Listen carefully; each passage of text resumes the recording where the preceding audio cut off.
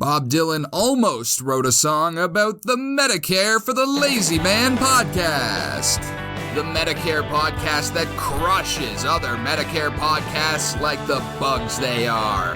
He can't figure out who won the Game of Thrones. It's Medicare expert Doug Jones.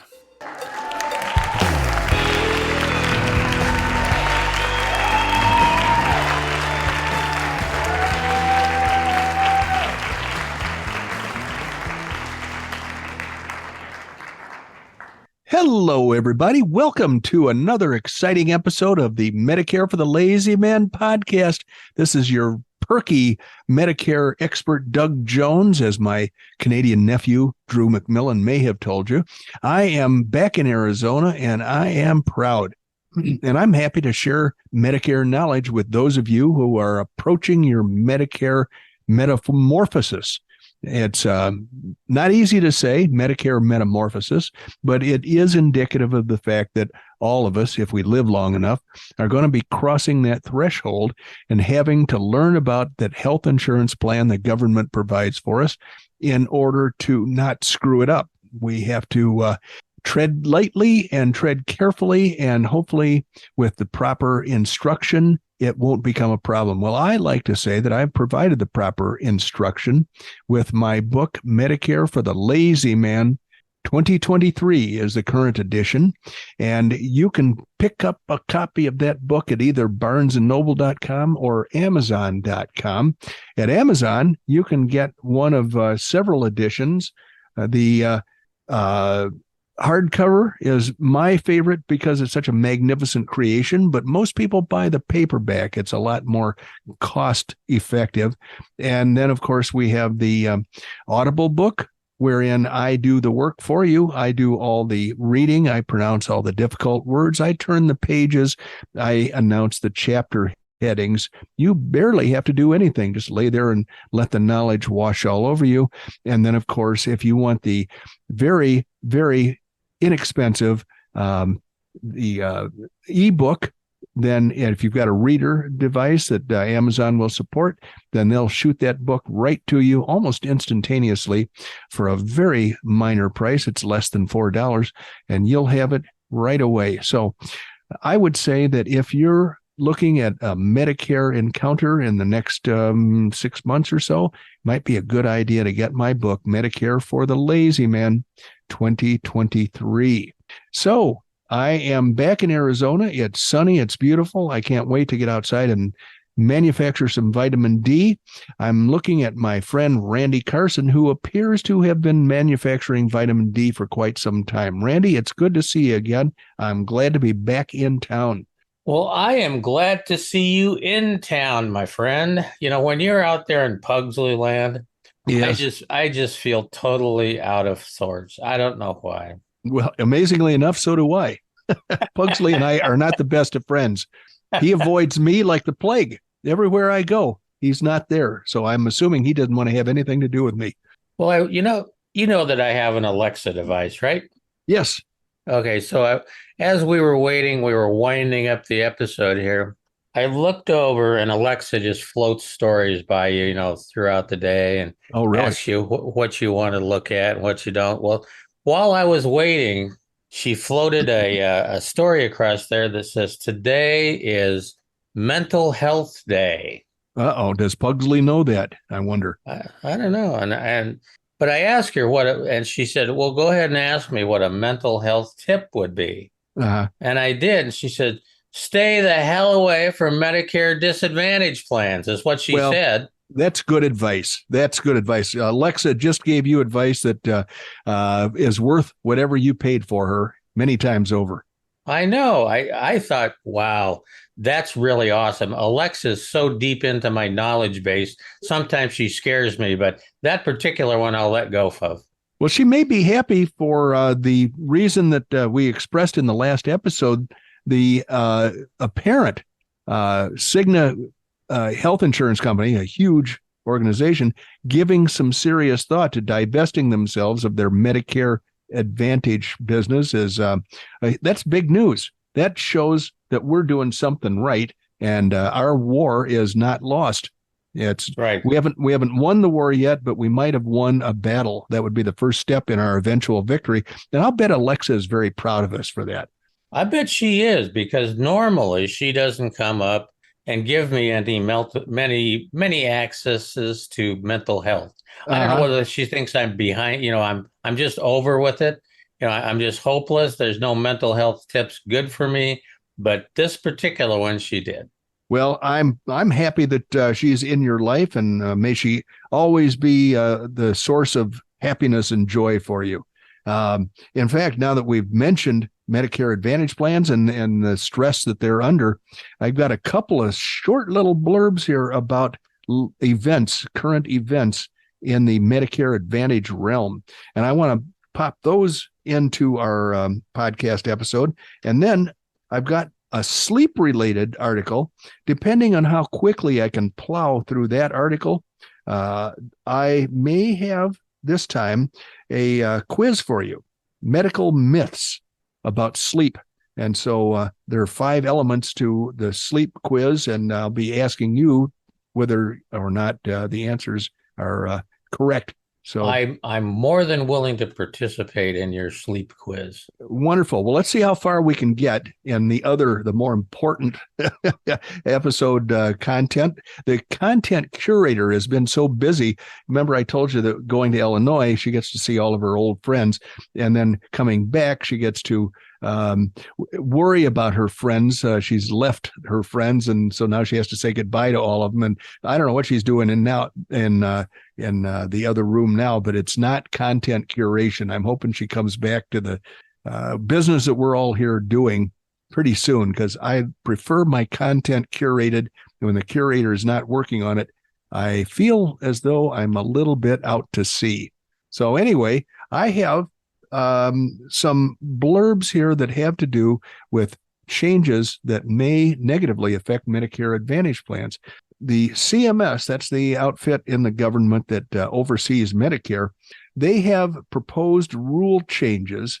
And one of those rule changes, now nothing's been approved yet, nothing's been set in motion, but one of their proposed rules would cap Medicare Advantage broker incentives. One reason that brokers push Medicare Advantage on unsuspecting victims is that they're highly compensated and rewarded for that. CMS allows the insurance companies to really shower money and other benefits upon these brokers. And so the brokers, being a bunch of prostitutes, are pushing a product that otherwise is not really very good for the clients that they're trying to serve. So the gist of the article is Centers for CMS are launching a second wave effort to target Medicare Advantage marketing practices in an effort to ensure that older Americans have access to Medicare supplement benefits and drug coverage. And another blurb, Modern Healthcare says that Medicare Advantage prior authorizations are being tightened up, and under another proposed rule that the CMS is thinking about implementing.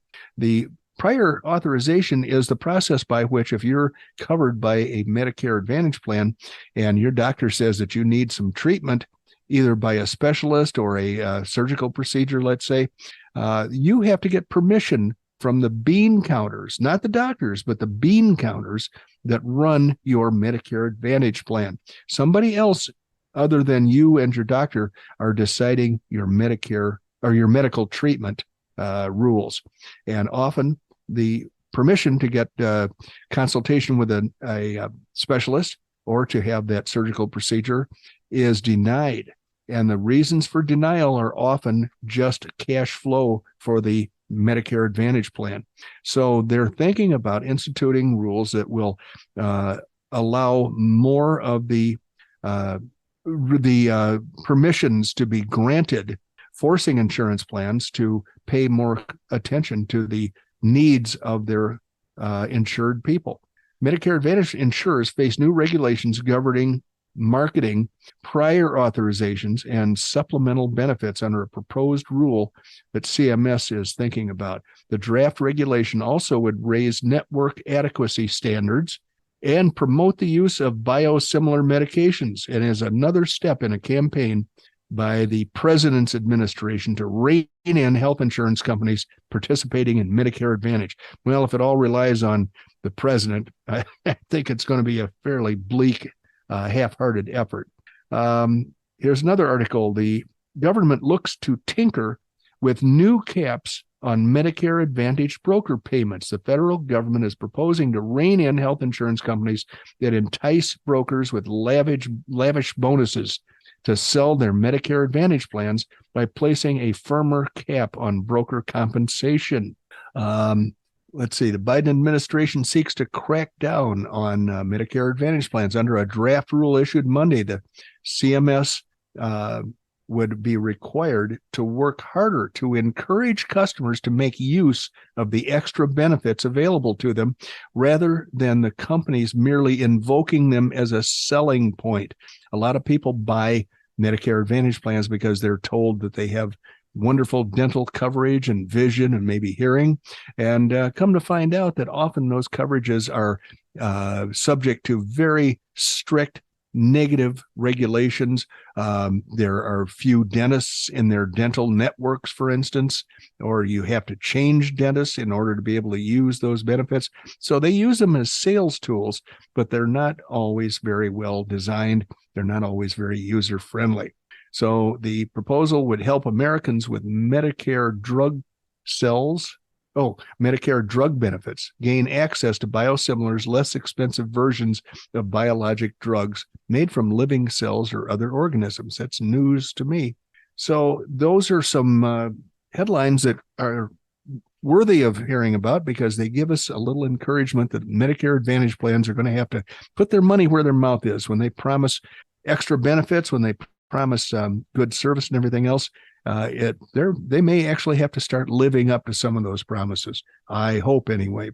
That's going to make things easier for those poor, hapless victims that are tricked into purchasing Medicare Advantage plans and then finding out that there's no freedom of choice, especially the ones that are too sick to be able to qualify for a Medicare supplement plan later on. So here we have our sleep hunk. I am a guy who is very aware of sleep because I spent my early years almost being sleep deprived, especially when I went away to college. Between being in a fraternity and having a girlfriend and having way too much studying to do, I was sleep deprived for my whole freshman year, and I didn't like it. And I always wondered how my father could get up before dark, get on a train, ride into Chicago, and then come out on the train from Chicago every evening. In the wintertime, he never saw daylight. He never saw daylight in his own house. He left in the dark and arrived home in the dark that evening. So I am a guy who values sleep. And the headline on this article is "Not Getting Enough Sleep May Increase the Risk of Developing Dementia." That kind of surprised me. A lot of things can cause dementia, bumps on the head and so forth. But this is a scary thing for people who don't get enough deep sleep. That's what they're talking here, deep sleep. So they say that researchers estimate that every 3 seconds, somebody in the world develops dementia. Okay. I don't need to know that. Inadequate sleep is a modifiable risk factor. A new study says that as little as 1% reduction in deep sleep each year for people over 60 years of age equals a 27% increased risk of developing dementia.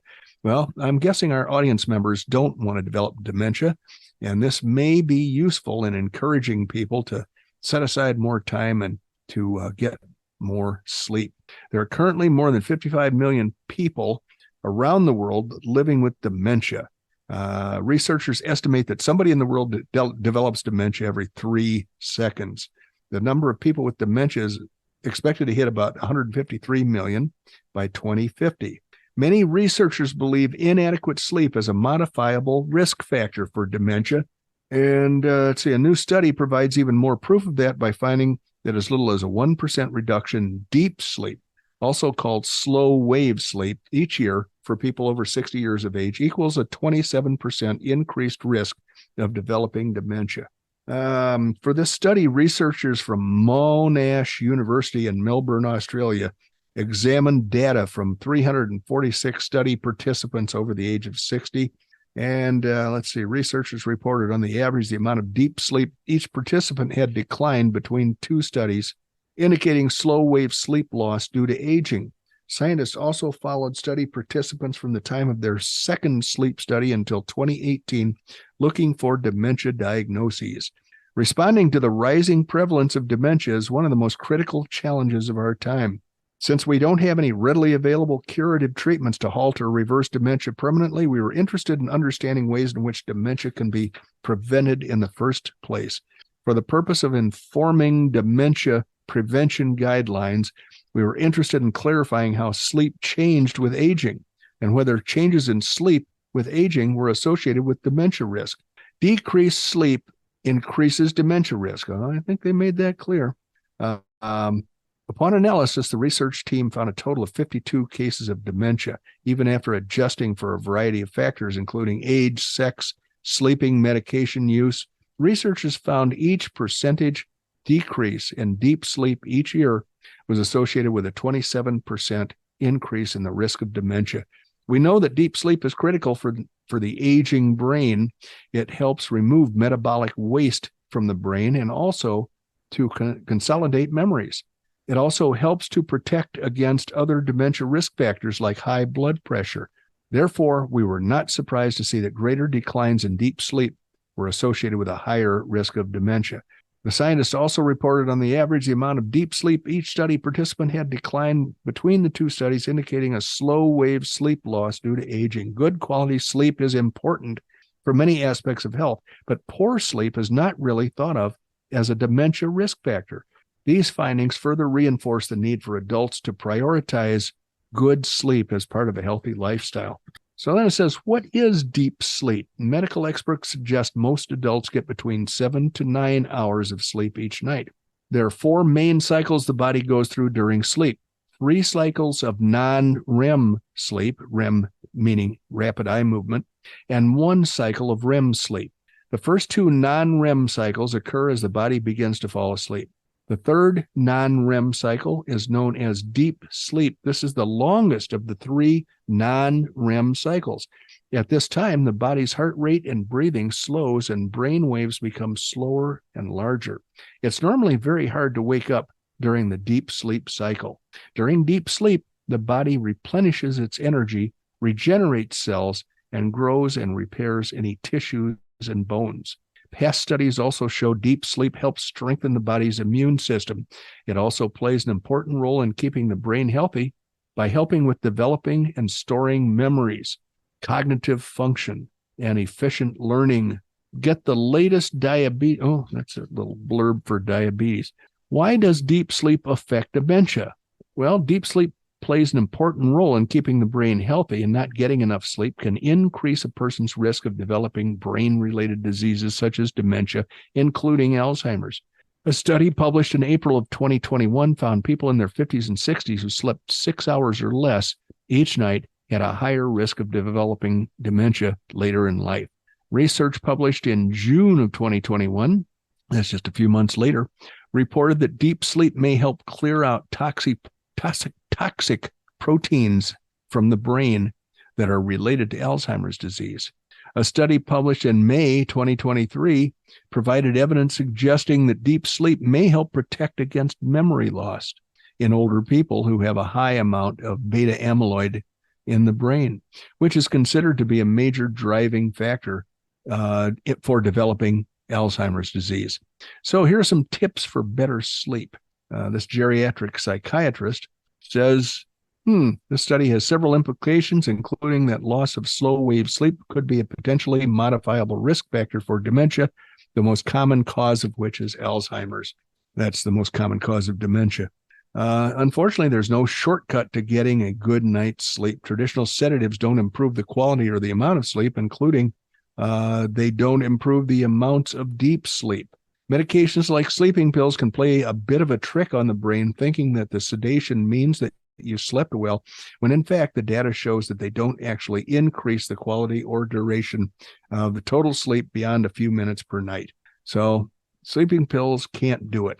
Now, medical myths. Here's where Randy is going to help us learn more about sleep. The medical myths, in this case, the subject is how much sleep do we need? In this special feature, we hack into some of the myths. Among other questions, we ask whether anyone can truly get by on 5 hours of sleep a night. We also uncover whether sleep deprivation can be fatal. Okay, so here's the first one. They call this a myth.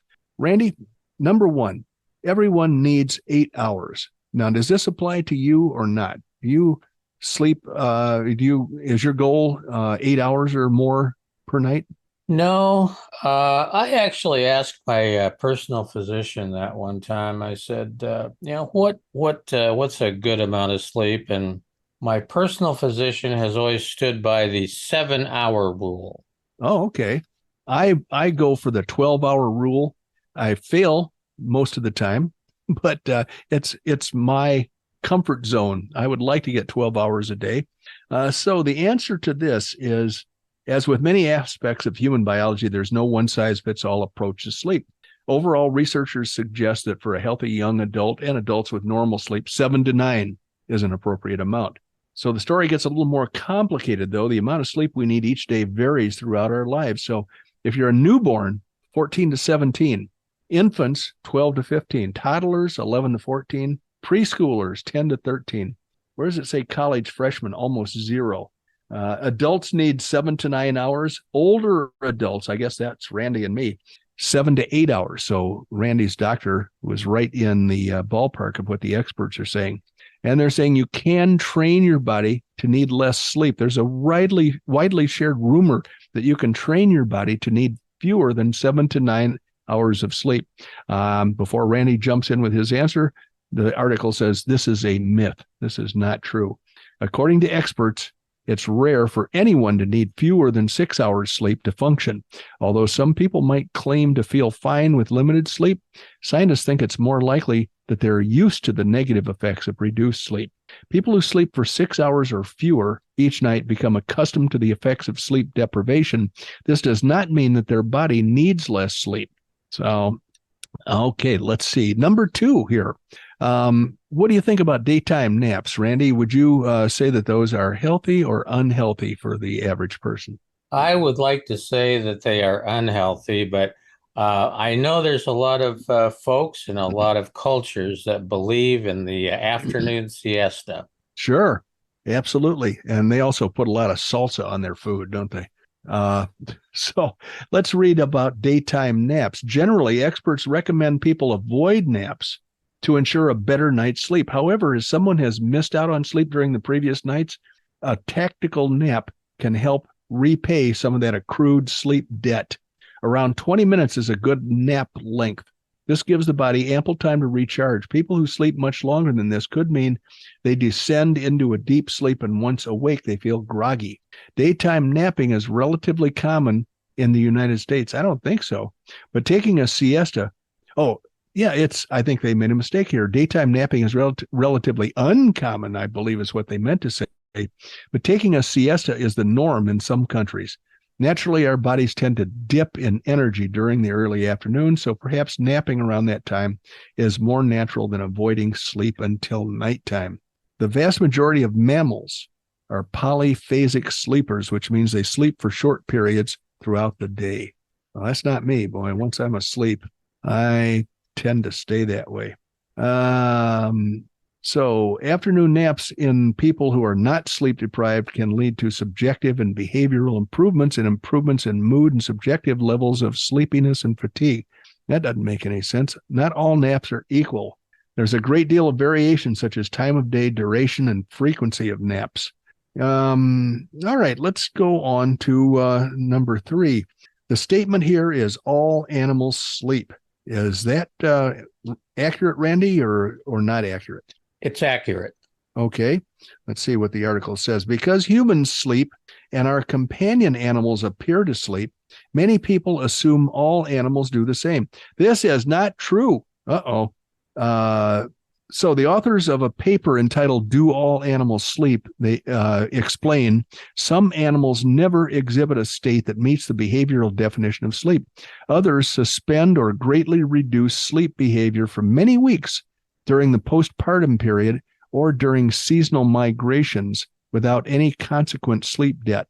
They also explain that some maritime animals, reptiles, fish, and insects do not appear to enter REM sleep because sleep is not simply a lack of consciousness, but a rhythmic cycle of distinct neural patterns. It's a challenge to distinguish whether an animal sleeps or takes a rest. Now, how do you get a measuring device onto an insect to find out whether they've entered REM sleep or not? Very, very carefully. Yeah, I think that's right. Mary got herself one of these iPhone watches. It connects to her telephone, and it also, when she wakes up in the morning, tells her how her sleep was. And I don't know. Well, I don't need a watch to tell me that. That's always been kind of my thought too. But she enjoys talking about her sleep, thinking about whether the watch says she had good quality REM sleep or not. But you put that watch on an insect, I think you're going to have faulty readings at best. That's right. You're right. You're gonna be out of here. You're gonna die in short order because you never sleep. Yeah. Okay. Here's the next item on this list. More sleep is always better. Now, what do you think about that? I do not agree with that. Okay. Let me see what the article says. Although many people struggle to get the amount of sleep they feel they need to feel refreshed, some regularly sleep longer than their body needs. One might think this could endow those individuals with superpowers. However, researchers identify a link between longer sleep durations and poorer health. Holy crap. For instance, one study which followed 276 adults for 6 years concluded the risk of developing obesity was elevated for short and long duration sleepers compared to average duration sleepers. So 27% and 21% were increases in the risk of obesity, I guess. This finding held even when scientists controlled the analysis for age, sex, and baseline body mass index. Sleep duration might also impact mortality, including to some researchers. Well, if I croak, I don't want it to be because I didn't get enough sleep. That's a scary thought. A meta-analysis which appears in the journal Sleep concludes both short and long duration of sleep are significant predictors of death in the prospective population studies. Oh, that's scary. Well, so I guess your answer, which was, let's see, let's go back to this. More sleep is always better. You disagreed with more sleep is always better? I disagree with that. Okay, well then you're right on track with the scientists who have been studying this. They're saying that people who sleep too little and people who sleep too much are both at risk of an early death. And I don't want that to be me, but on the other hand, once I'm asleep, I don't know what to do about it. Number 5, sleep deprivation can be lethal. What do you think about that? Is that? Yes. Yes, okay. It can. And we've heard that as we've read about interrogations of enemy combatants when they've been captured on the battlefield and interrogated for the intelligence they can give up. Sleep deprivation is a weapon that our military has used in a lot of arenas.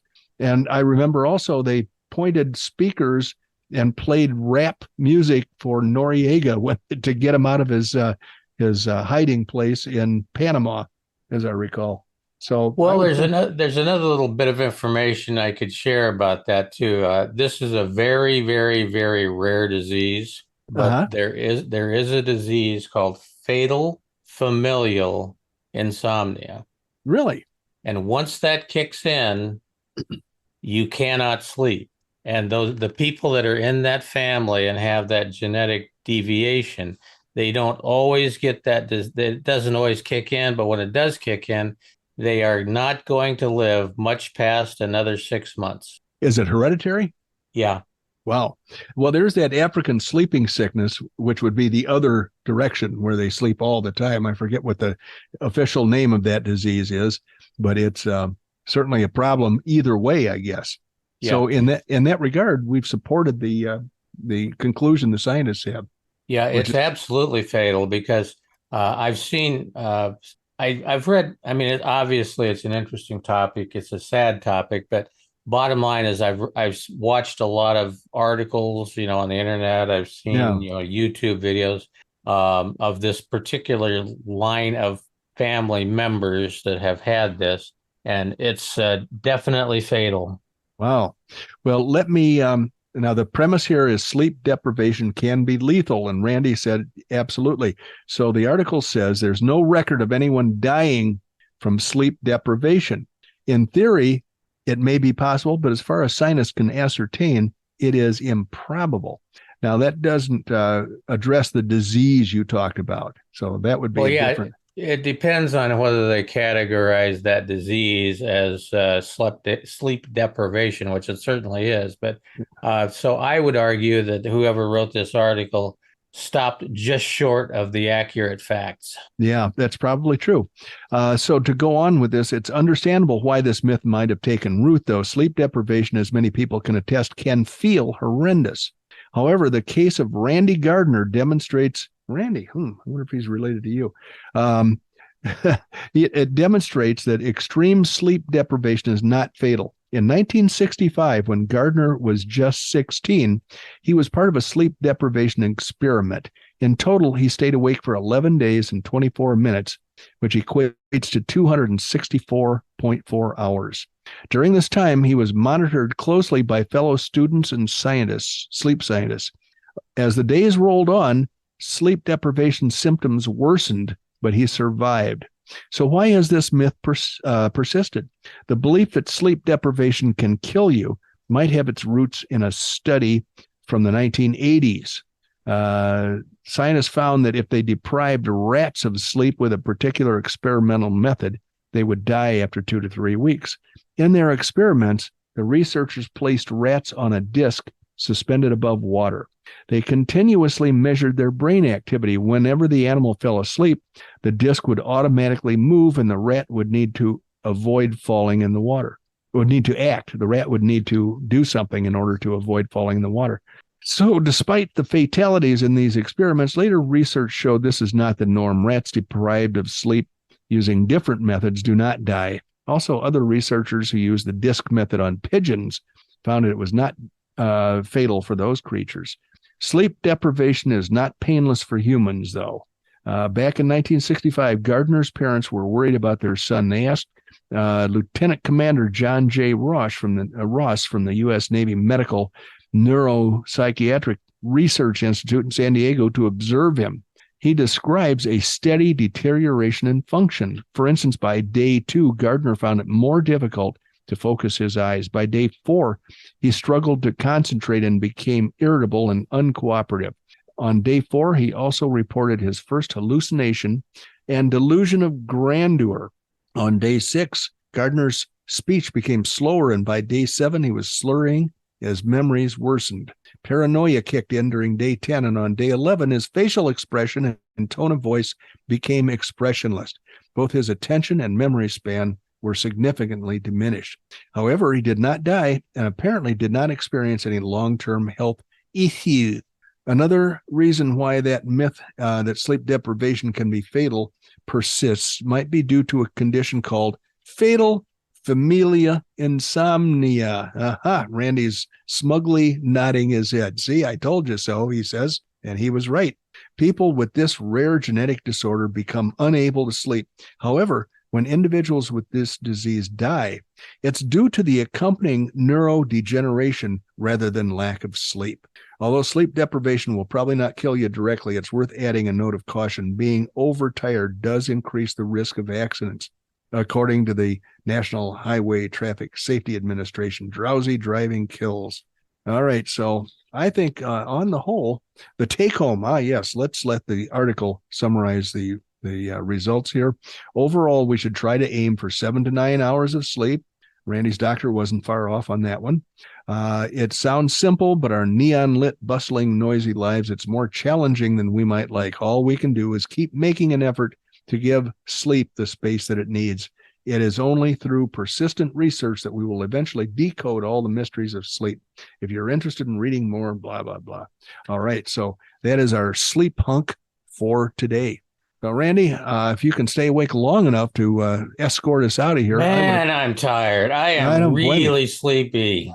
I don't blame you. Just reading the word sleep makes me want to go unconscious. Oh, I tell you, I totally agree with you. Well, you know something? We have used up our 75 cents worth of airtime.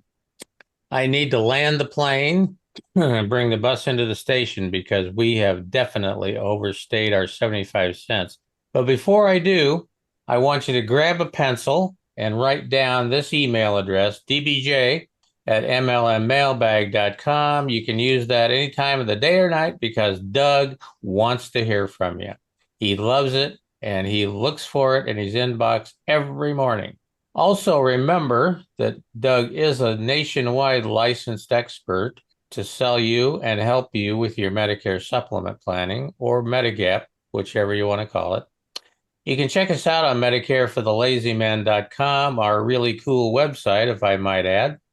We can also appreciate it if you can find time to give us some reviews on the podcast, the website, the books, either one or all, because the numbers, it's all about the numbers. So if you can help us out, we would certainly appreciate it. And last but not least, thank you. Thank you for joining us. You could have been 100 different places doing 99 different things, but you chose to spend a little bit of quality time with us on Medicare for the Lazy Man podcast. And if you didn't keep track of your watch, you have just spent nearly 32 and a half minutes with Doug Jones, the anti-insurance insurance guy from Oklahoma originally, not now. He's back home from Illinois, living in the high ground in Cave Creek, Arizona, watching out over his balcony. Usually he uses his Army surplus binoculars, but I saw the other day that he had a telescope, watching for Medicare Advantage zombies. Those bastards. Thank you, Randy. And thank you, ladies and gentlemen, for joining us. I'm hoping that you'll come back and join us again for our next episode. See you later.